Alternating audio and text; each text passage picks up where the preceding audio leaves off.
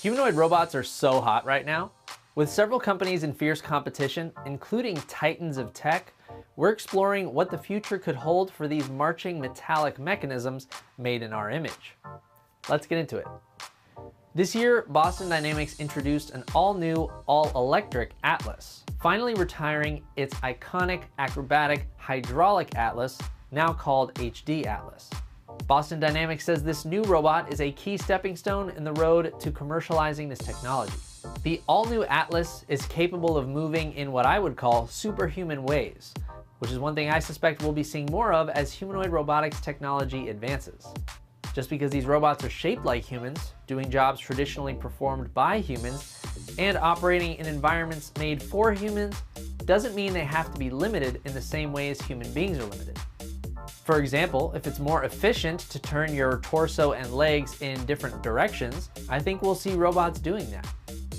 It's also an eye-catching way for companies to prove their capabilities and make them stand out from the competition. We can see this clearly in the Unitree G1, a smaller, more affordable humanoid robot starting at $16,000 that folds up to less than 3 feet in size, presumably for things like storage and shipping. Unitree is a Chinese company that distinguishes itself in the crowded field of robotics by producing more affordable robots on both 2 and 4 legs. Other companies stand apart from the crowd by targeting the home as opposed to the warehouse. 1X's latest humanoid robot, Neo, is shown in its announcement video with its arm around a person. That's something we don't see often from robotics companies, perhaps attempting to portray the robot as something that can be trusted as a home helper. Then there's the issue of autonomy. To be truly useful, robots will have to be able to learn new skills with as little help as possible, perhaps by observation and mimicry, learning and simulation, teleoperation, or some combination.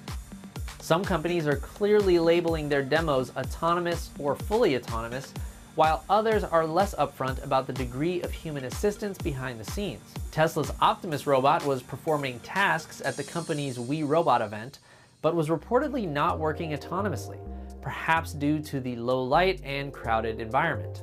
The company later shared video of its robots autonomously performing similar tasks in a controlled lab environment.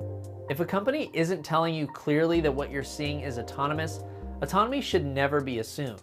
A lot can be hidden behind that shiny robotic front. Another big question I'll be asking in 2025 is what is the best approach to actually building robots that work? We've already seen several robotics companies partnering up with companies like NVIDIA and OpenAI, using their hardware and software as a jumping off point to get their robots talking, learning, and performing tasks faster than if each company had to do it all from scratch. At the same time, you've got a company like Tesla that basically said, hey, the self-driving we're developing for our cars is kind of like what you need to control a humanoid robot. So instead of starting from scratch, they took advantage of all the data, hardware, and AI they were already developing to put it to work in a new form factor with Optimus. We also saw Boston Dynamics announce a deal with Toyota Research Institute, which has been working to develop a large behavior model, similar to a large language model that generates human-like behaviors instead of text. Toyota Research Institute has also been working on developing self-driving and self-drifting cars. It'll be interesting to watch if more partnerships emerge between the self-driving space and the humanoid robotic space.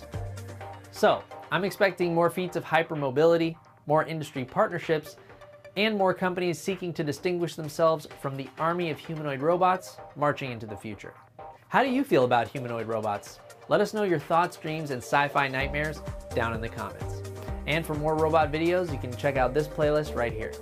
As always, thanks so much for watching. I'm your host, Jesse Orrell. See you next time with the